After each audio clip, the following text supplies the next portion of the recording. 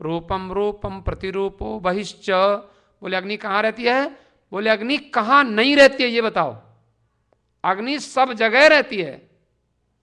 किसी दो वस्तुओं को लेकर रगड़ो, अग्नि रहती है। सर्वत्र व्याप्त है अग्नि, किंतु उत्पन्न रगड़ से होती है। तो अग्नि का उदाहरण दिया परमात्मा के लिए। जैसे अग्नि सब जगह रहती है वैसे परमात्मा सब जगह। वो कहां रहता है? बोले काशी में रहता है। तो मुसलमान भाई कहते हैं वो सातवें आसमान में रहता है। वो कोई कहते हैं कि नहीं नहीं वो तो दूसरी जगह रहता है कहीं। लेकिन नहीं, सनातन धर्म कहता है, देवी भागवत कहता है, व्यास जी कहते हैं, हमारे पुराण वेद कहते हैं कि परमात्मा कहां रहता है? बोले कहां नहीं रहता है ये बताओ। सब जगह रहता है। हाथ में जैसे अग्नि है, हमारे हाथ में अग्नि है। बोले नहीं तो रगड़ो जरा जोर से, 10 बार रगड़ोगे तो आपको हाथ जल जाएंगे। 2 पत्थरों को रगड़ो, देखो चिंगारी निकलेगी।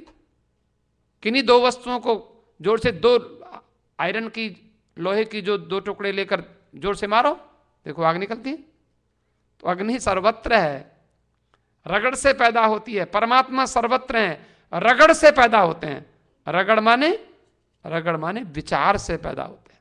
रगड़ का मतलब सत्संग से। यहां हम रगड़ करते हैं ना, यहां रगड़ जो हम सत्संग में कर रहे हैं ये रगड़ है। योग जी ढोलक उठाओ। माता जी का विचार हम कर रहे हैं, दुर्गा जी का। माता जी कहां रहती हैं? वेदों में जो मंत्र परमात्मा के लिए कहे गए हैं, देवी भागवत में वही मंत्र दुर्गा के लिए कहे गए, देवी के लिए कहे गए हैं। मैया जी से मिलने का सत्संग ही बहाना है। मैया जी से मिलने का सत्संग ही बहाना है। दुर्गा जी से मिलने का सत्संग ही बहाना है। मैया जी से मिलने का सत्संग ही बहाना है। मैया जी से मिलने का, मैया जी से मिलने का, भाम वाली से मिलने का, महाकाली से मिलने का, काली से मिलने का सत्संग ही बहाना है। काली से मिलने का, दुर्गा से मिलने का सत्संग ही बहाना है। दुनिया वाले क्या जाने हो, दुनिया वाले क्या जाने मेरा रिश्ता पुराना है। दुनिया वाले क्या जाने हो, दुनिया वाले क्या जाने मेरा रिश्ता पुराना है। दुनिया वाले क्या जाने मेरा रिश्ता पुराना है। मैया जी से मिलने का, हो मैया जी से मिलने का सत्संग ही बहाना है। मैया जी से मिलने का।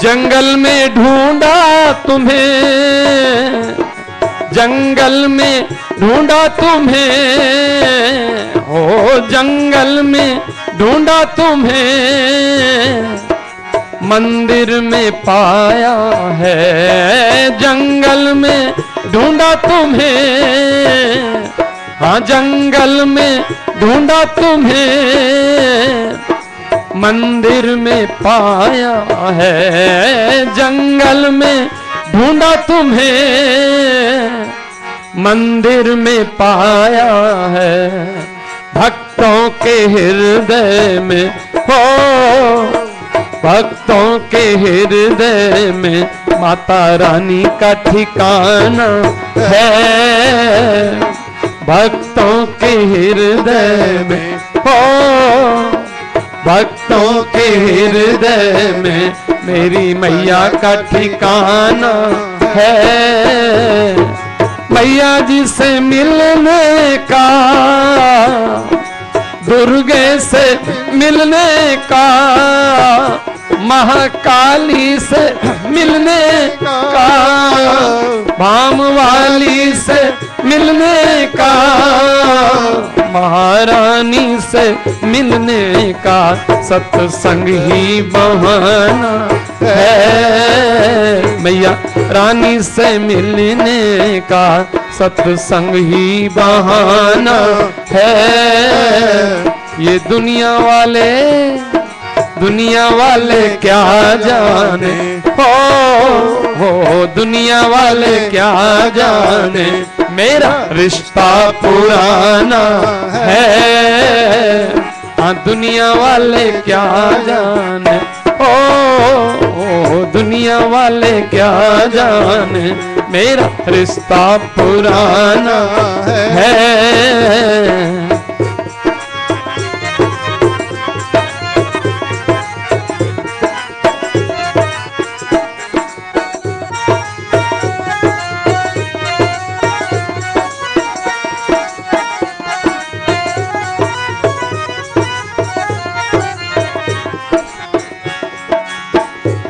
सांचे दरबार की जय। तो मैंने आपको निवेदन किया कि आपके पास जो 11 नौकर हैं जरा गिन लीजिए। देवी भागवत कहता है, व्यास जी महाराज कहते हैं, वो 11 नौकर कौन कौन है। पहला है आपके पास घ्राण इंद्रिय, नाक से कहो, सूंघ के बताओ ये कैसा है, सुगंध है कि दुर्गंध है। और हमारी दूसरा जो है रसना, जी चाख के बताओ कैसा है, मीठा है कि कड़वा है कि खट्टा है। लेकिन हर चीज को चखना नहीं चाहिए। कई लोग जो मुंह में आएगा, जो दिखाई पड़ेगा चख लेंगे, कई बार धोखा हो जाता है। एक महात्मा ने बताया, वैज्ञानिक ने, कि पोटेशियम साइनाइड का आज तक कोई टेस्ट नहीं बता सका। बड़े बड़े वैज्ञानिक हुए, हाथ में बोले कम से कम हम चख के बता दें। किसी ने क लिखा और बस जीभ पे रखा और इतनी तेजी से उसका जहर चढ़ता है, इतना जबरदस्त जहर होता है पोटेशियम साइनाइड, बस उसी समय पहुंच जाता है हृदय तक, जल्दी से व्यक्ति मर जाता है। तो जीभ बताती है। तो नासिका है, रसना है, तीसरा चीज है वो पहला पृथ्वी है, वो नासिका से जिसका संबंध है, और जल है, उसका संबंध हमारी जीभ से है। रामायण में लिखा है कि दुनिया में कितनी मिठाई, हलवाई की दुकान पर चले जाओ और उससे कहो कि भाई हमें मिठाई दे दो। बोले कैसी चाहिए? बोले ऐसी मिठाई दे दो जिसमें तुमने पानी नहीं मिलाया हो। वो कहेगा ऐसी मिठाई तो दुनिया में कभी आज तक बनी नहीं। कोई भी रस बिन जल बिन रस की होय संसारा, तप बिन तेज की जग विस्तारा।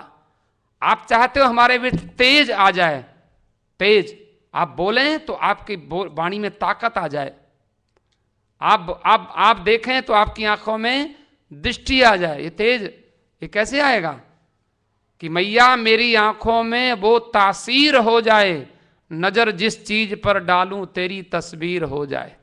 हो सकती है, लेकिन वो कैसे होगी? उसके लिए तपस्या करनी पड़ेगी। तप बिन तेज की जग विस्तारा। तुलसीदास जी कहते हैं, जल बिन रस की होय संसारा। दुनिया में जल के बिना कोई मिठाई बनी नहीं आज तक, कोई रस होता ही नहीं है, पहले जल जरूरी होता है। तो लेकिन पहली इंद्रिय हमारी हुई घ्राण इंद्रिय, दूसरी हुई रसना, तीसरी इंद्रिय है हमारी नेत्र, ये ज्ञान इंद्रियां। नेत्र का संबंध किससे है? अग्नि से। अग्नि का गुण क्या है? रूप। अग्नि का गुण, पृथ्वी का गुण है गंध, जल का गुण है रस, और अग्नि का गुण है रूप। ये मेटाफिजिक्स आपको हम पढ़ा रहे हैं, पढ़ना चाहिए। अपने बारे में नॉलेज हमारे पास क्या क्या भगवान ने हमको दिया। हम तो कहते हैं हम तो गरीब हैं, हम तो दरिद्र हैं। किसी के 11 नौकर हों और वो कहे कि मैं गरीब हूं, इसका मतलब क्या है? नौकरों के ऊपर अगर हमारा कंट्रोल नहीं होगा तो हम गरीब हो ही जाएंगे। कितना ही बड़ा कारखाना हो और नौकरों को कह दो जैसे तुम्हें चलाना हो चलाओ, तो क्या होगा? नौकर अपनी इच्छा से चलाएंगे तो मालिक की थोड़ी लाभ की सोचेंगे, वो तो अपनी जेब भरने की सोचेंगे। तो हमारे 11 नौकर हैं, लेकिन नौकर अपनी मनमानी करते हैं, नाक अपनी मनमानी करती है और जीभ अपनी मनमानी करती है, आंख अपनी मनमानी करती है। जो अच्छा लगे वो देखो, जो अच्छा लगे वो खाओ। वो तो ठीक है, जीभ को कहो जो अच्छा लगे खाओ, लेकिन लीवर का क्या होगा? फिर हार्ट का क्या होगा? किडनी का क्या होगा? उनको सोच के खाना पड़ेगा ना। तो खाली इंद्रियों के ऊपर भी अनुशासन होता है मन का। तो पृथ्वी जल अग्नि, अग्नि का रूप है और रूप को ग्रहण करने वाली नेत्र इंद्रिय है। ये देवी भागवत ने मेटाफिजिक्स कहा। और उसके बाद पृथ्वी जल अग्नि, अग्नि के बाद क्या है? वायु। देखो ये एक दूसरे से सूक्ष्म है, सूक्ष्म समझते हैं। पृथ्वी जल के भीतर समा जाती है, जल अग्नि के भीतर समा जाता है और अग्नि वायु के भीतर समा जाती है। आग, आग वायु के भीतर रहती है, वायु में से आग निकलती है। आप देखो, क्योंकि आग ऐसी कोई चीज नहीं। आग जो हम देखते हैं आज, तो आग का सही रूप हमें गैस में दिखाई पड़ता है, क्योंकि आग ईंधन में जो दिखाई पड़ती है वो तो लकड़ी दिखाई पड़ती है। आग को थोड़ी हम पकड़ सकते हैं, आग की तो अनुभूति कर सकते हैं, छुओ तो गर्म है, अब गर्म नहीं है, यही तो आग है। बाकी आग को किसी ने देखा थोड़ी है। जैसे आग को किसी ने नहीं देखा, वैसे माता जी को किसी ने नहीं देखा, लेकिन अनुभव होता है माता जी का कि माता जी इनके भीतर आ गई, आवेश हो गया। तो ऐसी अनुभूति किसी को होती है, ये चीज है। तो पृथ्वी जल अग्नि, अग्नि का गुण है रूप और है वायु। वायु किसका गुण है? वायु का गुण क्या है? वायु का गुण है स्पर्श। स्पर्श। अब देखो हम लोग उंगली से छूते हैं, लेकिन कैसे वायर्स लगे हैं, ये हमारी नाड़ियां जो हैं कितनी सेंसिटिव हैं। पैर में जरा सा कांटा लगता है और फट से दिमाग में उसका असर पहुंचता है और वो बताता है ये क्या है, ये वायु के कारण। और किसी को पैरालिसिस हो जाए, कहीं किसी की वो जो संबंध कनेक्शन अगर हट जाए कहीं से, जो हमारी जो वायर्स भगवान ने लगाई हैं, जो जो नाड़ियां हैं, छोटी छोटी लिगामेंट्स भी लगाए हैं, तो ये अगर कहीं से फेल हो जाते हैं तो पैरालिसिस हो जाता है, ब्लड सर्कुलेशन बंद होता है, लेकिन सेंसेशन नहीं होती। कई बार पैर में कांटे लगाते रहो, पता ही नहीं चलता दिमाग में क्या हो रहा है, कुछ नहीं मालूम पड़ता। पैर कट जाता है तो भी पता नहीं चलता। तो ये क्या है? ये वायु के कारण होता है। तो पृथ्वी जल अग्नि वायु, वायु में स्पर्श है, ये बहुत कड़ा है, ये बहुत सॉफ्ट है, ये वायु के कारण। ये भगवान ने हमको नौकर दिया है, स्पर्श इंद्रिय हमारे पास है। और पृथ्वी जल अग्नि वायु आकाश, आकाश का गुण क्या है? शब्द। ये शब्द आकाश का गुण है। जो भी हम बोलते हैं ये आकाश, आकाश में रहता है ना। साइंटिस्ट कहते हैं कि जो कुरुक्षेत्र में भगवान ने गीता सुनाई थी, वहाँ बड़ी मशीनें लोगों ने लगाई हैं, बड़े बड़े साइंटिस्ट वहाँ प्रैक्टिकल कर रहे हैं। बोले हमें वही आवाज़ चाहिए जो कृष्ण ने अर्जुन को सुनाई थी, और हम पकड़ के लोगों को, दुनिया वालों को भगवान की ओरिजिनल आवाज़ सुना देंगे। अगर भगवान ने कभी सुनाई है तो वो शब्द कभी भी व्यर्थ नहीं जाता। इसलिए हम माता जी के मंदिर में बैठे हैं, यहाँ बढ़िया बात बोलते हैं, कोई खराब बोलते हैं तो लगा अच्छा नहीं लगता। वो बोलेंगे तो वो शब्द गूंजते रहेंगे बार बार। इसलिए जो जिन गंदे घरों में गंदी शब्द बोले जाते हैं, उनके घर में कभी जाओ तो आपका मन नहीं लगेगा। पता नहीं क्यों नहीं लगता, क्योंकि वहाँ ऐसे शब्दों का उच्चारण होता है। और जहाँ रामायण होती है, गीता होती है, देवी भागवत होती है, कीर्तन होता है, सत्संग होता है, वहाँ का तो हम लोग सुख कहते हैं ना, सुख। तो सुख को संस्कृत में मीनिंग क्या है? सु माने अच्छा और ख माने एनवायरनमेंट, आकाश। ख माने आकाश, ख आकाश को कहते हैं। तो अच्छे आकाश को सुख कहते हैं, और दुख, दु माने बुरा, ख माने आकाश, बुरे आकाश को दुख कहते हैं। तो हम अपनी चारों ओर जैसा एनवायरनमेंट क्रिएट कर लेंगे, अच्छा कर लेंगे तो हम सुखी हो जाएंगे, और बुरा क्रिएट कर लेंगे तो हम दुखी हो जाएंगे। सुख और दुख किसी और ने थोड़ी बनाए हैं, ये तो हमने ही बनाए हैं। तो इसलिए पृथ्वी, जल, अग्नि, वायु, आकाश, तो पृथ्वी